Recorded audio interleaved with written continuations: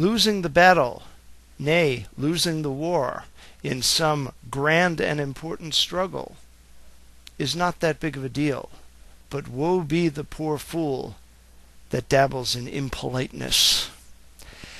Good evening once again, everybody. This is Hell's Unicorn here, and I just have to react to a nice, cute little article that I saw on here. This is on cmonitor.com, and it is titled, "Are Some Ron Paul Supporters Going Rogue?" And it proceeds to go through some rather idiotic motions of making appeals to Jesse Benton's little email and saying that we must have decorum, we must have civility. From my standpoint here, speaking as I see things, decorum is a privilege of those with power. We in the Ron Paul movement at present, we don't really have much power, so decorum to us is basically acquiescence, and we're not really in the mood to acquiesce, not on these fundamental points that we've been pushing. I'm not really ready to acquiesce to the idea that we're going to elect a president that is a warmongering, corporatist, greedy, lying sack of garbage, and we're also not voting for Mitt Romney either, for the same reasons. Ladies and gentlemen, I think this particular article here is an indication of a potential strategy that's going on right now.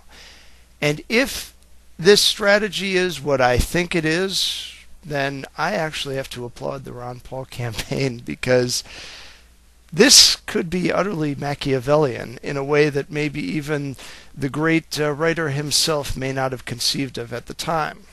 This is a form of feign tactics that most master fencers have probably not seen before.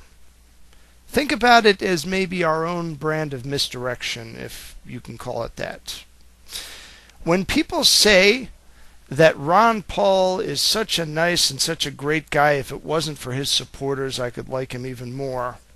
Or they say that Ron Paul would be so successful except for his supporters, I have to chuckle, because if Ron Paul had polite supporters that would acquiesce to defeat, Ron Paul would be an older version of Herman Cain or Fred Thompson, basically. He would be no different than them. I mean, he might have different views than them, but he would be just some guy who ran for office and never got anywhere.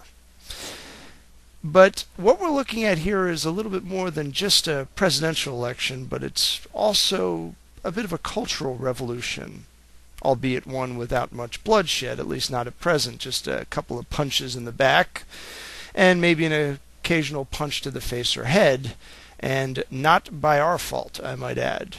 You know, the whole decorum thing, let's focus on that for a minute here, because I just have to get this off my chest. Mitt Romney's supporters, their version of decorum is assaulting people, shouting people down, shutting down a function because they're about to lose power because they're outnumbered by the opposition, engaging in election fraud. But if this is how we define decorum, then I would really hate to see when establishment Republicans start behaving towards us in a rude fashion. That will be very brutal if it's any kind of a contrast with the way they're behaving right now. But a lot of people seem to have gotten the wind taken out of their sails by this email that Jesse Benton put out, which appears to be acquiescence. One thing that I might just want to emphasize here is that the one thing that a candidate should not do, if they can help it, is come off as unpresidential.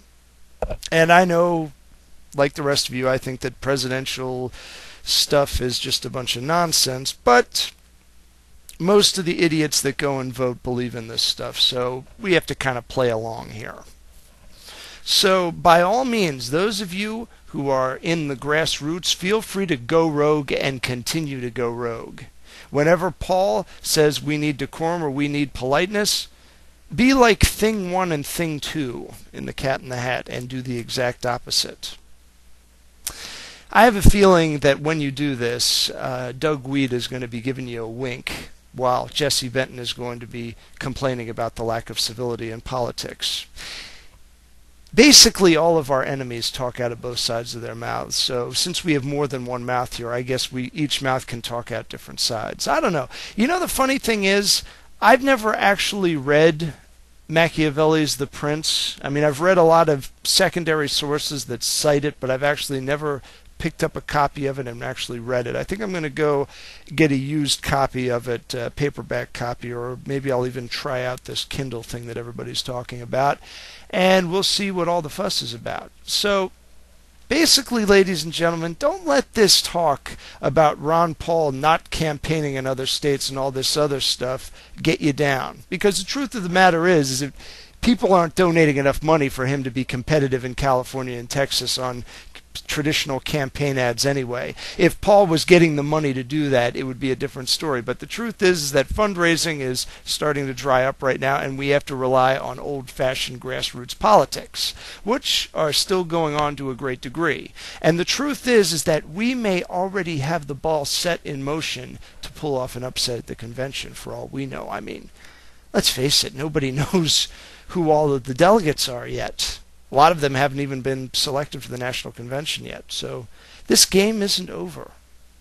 And while a lot of people may cry and complain and say we must have civility and we must have an open and pleasant process, I say to you this.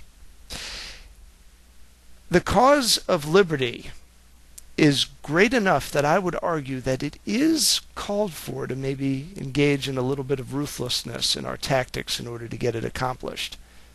And as a final note, I just want to say something to all these third-party people. I think I've said this before, probably several months ago. This movement is not fit for third-party politics because Ron Paul supporters, contrary to what other people may think, are not losers. All right? When you run third party in this country, you lose. Name for me one president since the establishment of the Republican and Democrat bifecta, so to speak, that has ever been elected president, ever been elected senator, or congressman. You could name a few that ran as independents. Most of them were probably Republicans or Democrats before they ran, or they caucused with one of the other two parties. But how many people have been elected at the national level that are not a member of the two parties? Name a governor that's not one of the two parties. And yeah, I know everybody likes to say Jesse Ventura. He served one term, and he hasn't been able to get elected to anything else since. So, I mean, I don't want to be a loser, and I know you guys don't want to be either, but you need to understand that third party and loser are joined at the hip. I want the Republican Party, and I don't want 51% of it. I don't want some of it. I want all of it. I want the neocons out of there. I want the crazy dispensational premillennial Christians out of there and replaced with rock-solid libertarians, Christian or otherwise. I'm not interested in anything less than total control of this party by us. And if it takes my entire lifetime, I'm committed. Question is, are you? With prudence to myself and benevolence to all of you, good evening.